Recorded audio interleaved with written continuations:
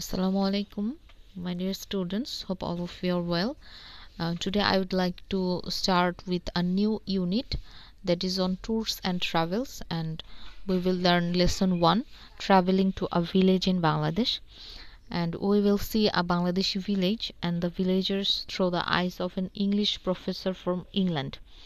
And most importantly, she was a lady, and she taught in Dhaka University twice, first between 1947 and 1951 and again in 1972. And this essay is taken from the writing of the lady, the English professor. And so let's have a look on the uh, essay. uh, we set out on the evening of July 21st. 21শে July তিনি যাত্রা শুরু করেছিলেন সন্ধ্যায়। And food was স্কার্স in the village. সেখানে গ্রামে খাবার খুব rare ছিল। So Abdul packed a suitcase with 2 loaves and some tea and tins of milk, cheese and jam. এজন্য আব্দুল তার সাথে হয়তো গিয়েছিল তার সফর সঙ্গী হিসেবে, যে একটি বক্সে 2টি পাউরুটি, কিছু চা, দুধ, চিজ এবং জ্যাম নিয়েছিল। We traveled intermediate class in a cross-country train, not uncomfortably crowded. So তারা একটা মধ্যম শ্রেণীর ট্রেনে যাত্রা করেছিল, যেটা মাঠ এবং গ্রামের মধ্যে দিয়ে মানে চলছিল এরকম, এবং নট আনকমফোর্টেবলি ক্রাউডেড, তার মানে অতটা ক্রাউডেড ছিল না, অস্বস্তিপূর্ণ অবস্থা ছিল না আর কি, অতটা জনাকীর্ণ ছিল না। Through a country of shadowy loveliness, এবং এটা ছিল ছায়াময় একটা মনোরম গ্রামের ভেতর দিয়ে আর কি তাদের যাত্রাটা চলছিল, ট্রেনটা চলছিল।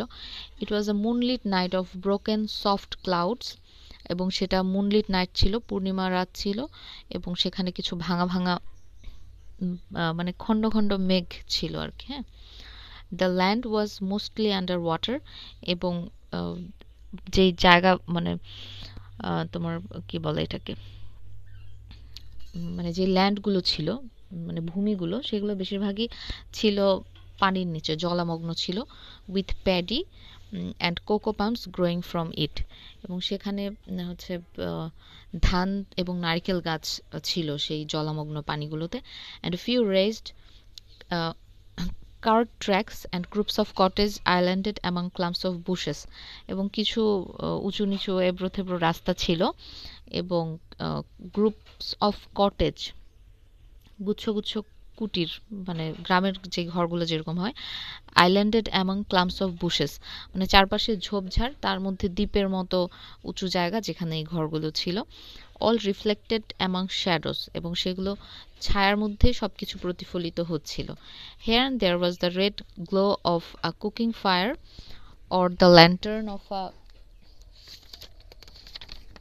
ফিশার্সম্যানস বোট ইন ওপেন ওয়াটার, এবং সেখান থেকে মানে রান্না করছিল গ্রামে, হয়তো সেই সন্ধ্যায় রাতে রান্না হচ্ছিল, সেই রান্না আর আগুনের যে রক্তিম ছটা, সেগুলো হচ্ছে পানিতে রিফ্লেক্ট করছিল, বা মাঝির যে নৌকার আলো, নৌকায় যেটাকে বলে লণ্ঠন বলে, ল্যান্টার্ন, সেই লণ্ঠনের আলো সেগুলো মানে পানিতে প্রতিফলিত হচ্ছিল।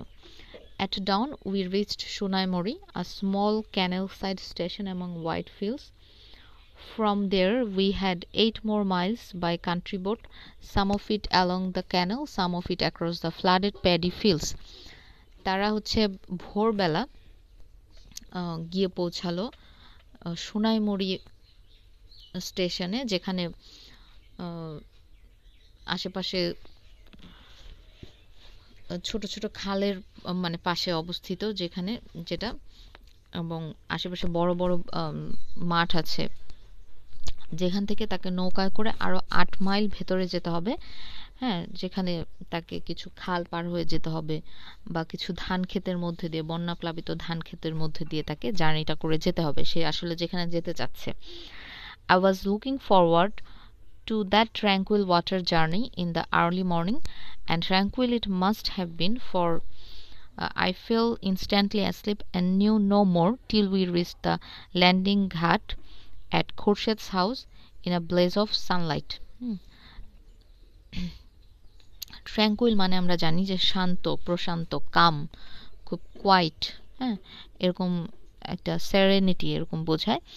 সো তারা হচ্ছে তিনি সেই ভোরবেলায় মানে জলের মধ্যে যে ভ্রমণ, যে প্রশান্ত মানে প্রশান্তিটা, ভোরবেলার যে শান্তি, প্রশান্তি, ট্র্যাঙ্কুইলিটি, সেটা তিনি সেই আনন্দটা তিনি নিতে চেয়েছিলেন, কিন্তু সেটা তিনি করতে পারেননি কারণ তিনি ঘুমিয়ে পড়েছিলেন। হ্যাঁ, তারপরে যখন সে ওই খুরশেদের বাড়িতেই তিনি যেতে চেয়েছিলেন, সেখানে যখন তিনি পৌঁছালেন তখন হচ্ছে ওই ব্লেজ অফ সানলাইট, উজ্জ্বল সূর্যালোক তাকে তার ঘুম ভাঙিয়ে দিল। হ্যাঁ, it turned out that his letter saying that he was bringing me was still on its way, but they railed to the crisis and gathered round to make me welcome.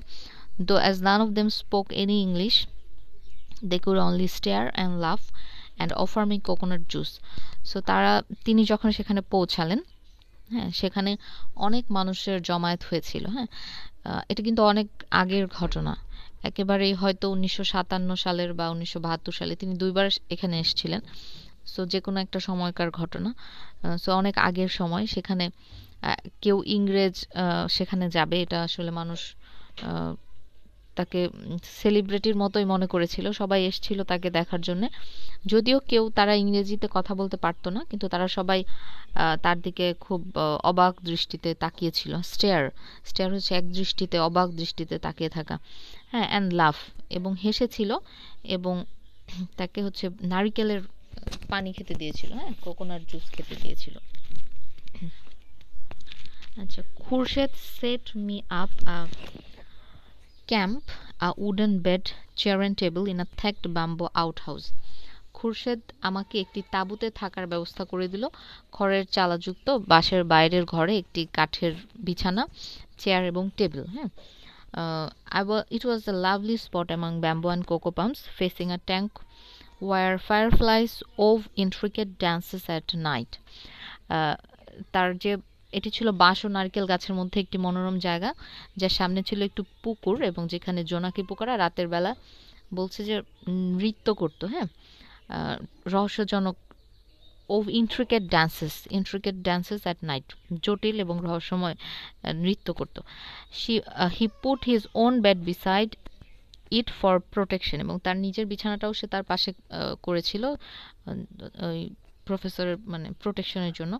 And there I stayed holding permanent court from dawn to bedtime, এবং আর আমি সেখানে অবস্থান করে ভোরবেলা থেকে ঘুমাতে যাওয়ার পূর্ব মুহূর্ত পর্যন্ত স্থায়ী দরবার চালিয়েছিলাম। হ্যাঁ, মানে মানুষজন তাকে এমনভাবে দেখতে আসতো, এটা একটা দরবারের মতো হয়ে গেছিল। Within village memory, and that went back for some 2 centuries, I was the first European to go there. এবং তিনি বলছেন যে গ্রাম্য লোকেদের জানা মতে বিগত প্রায় 200 বছরের তথ্যানুসারে সেখানে যাওয়ার ক্ষেত্রে ইউরোপীয় লোকদের মধ্যে তিনিই ছিলেন প্রথম। হ্যাঁ, এবং it was too remote even for a district commissioner to pass through. Even একজন জেলা প্রশাসকের পক্ষেও এত দূরবর্তী জায়গায় যাওয়াটা মানে পসিবল ছিল না আর কি। হ্যাঁ, এত রিমোট জায়গায়, এত দূরবর্তী ছিল যে ডিস্ট্রিক্ট কমিশনারও সেখানে যেত না। Also since I was a woman, the women could come to look at me without losing their character.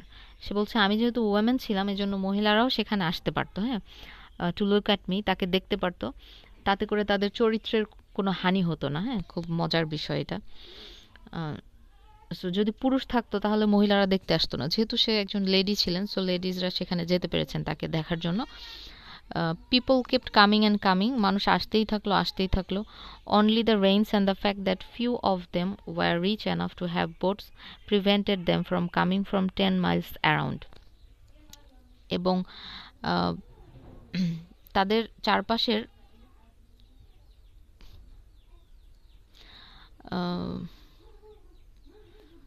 আচ্ছা, when he saw that they would not stop coming, Khurshid fixed some curtains around the bed so that I could crawl behind them when I was tired of being looked at like a zoo animal into its sleeping hut. হ্যাঁ, যখন দেখলো মানুষজন এমনভাবে আসা শুরু করেছে এবং তাকে দেখা শুরু করেছে, তখন খুরশেদ তার ঘরের চারপাশে পর্দা দিয়ে দিল, যাতে করে তিনি যখন ক্লান্ত হয়ে যায় তখন যেন সেখান থেকে সরে যেতে পারে। হ্যাঁ, চিড়িয়াখানার প্রাণীর মতো অবস্থা হয়ে গেছে, সবাই তাকে এমনভাবে দেখতে শুরু করেছে। Even then the little hut would fill up with women and children. তারপরেও দেখা যেত যে তার যে কুঁড়ে ঘরটা ছিল, যেটা তৈরি করা হয়েছিল, তার আশেপাশে বাচ্চারা এবং মহিলারা এসে ভিড় করত। Children followed when I went out and when Khurshed remonstrated a small boy pleaded। যখন খুরশেদ তাদেরকে মানে বিরত করতো, বাধা দিত সেখানে যাওয়ার থেকে, একটা ছোট্ট বাচ্চা তাকে খুব প্লিডেড মানে বিনয়ের সাথে বলেছিল যে ডোন্ট সেন্ড আস অ্যাওয়ে, যে আমাদেরকে তাড়িয়ে দেবেন না। হ্যাঁ, after she is gone not even a strange bird will come to the village.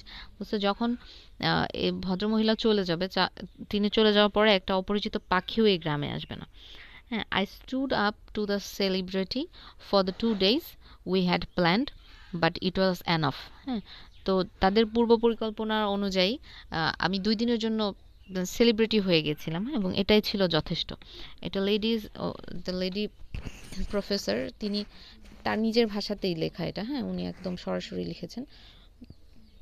So এটা আসলে খুবই ইন্টারেস্টিং ছিল, এবং তিনি গ্রামের পিকচারটা এত ভিভিডলি মানে পোট্রে করার চেষ্টা করেছেন এই এসেটার মধ্যে। আমার কাছে খুবই ভালো লেগেছে পড়ে, এবং বেশ কিছু সুন্দর সুন্দর ওয়ার্ডস ফ্রেজ এখানে আছে। তোমাদের বইটাতে দেখবে যে true or false, question answer এগুলো দেওয়া আছে, এবং কিছু ফ্রেজের মিনিং আছে, সেগুলো তোমরা একটু পড়ার চেষ্টা করবে। এবং তোমাদের জন্য একটা কাজ এখানে আমি দিয়েছি, সেটা হচ্ছে যে এখানে 7টা ওয়ার্ড আছে, এই ওয়ার্ডের অ্যান্টোনিমগুলো আমাকে লিখে তোমরা করবে, কমেন্টে জানাবে। হ্যাঁ, আর হচ্ছে যে ফ্রেজগুলো আছে, ফ্রেজের মিনিংগুলো খুব ভালো করে পড়বে, ট্রু অর ফলসগুলো, কোশ্চেন অ্যান্সারগুলো নিজেরা সলভ করার চেষ্টা করবে। ঠিক আছে, সো এই ছিল আজকের ক্লাস। সবাই ভালো থাকো, সুস্থ থাকো, আল্লাহ হাফিজ।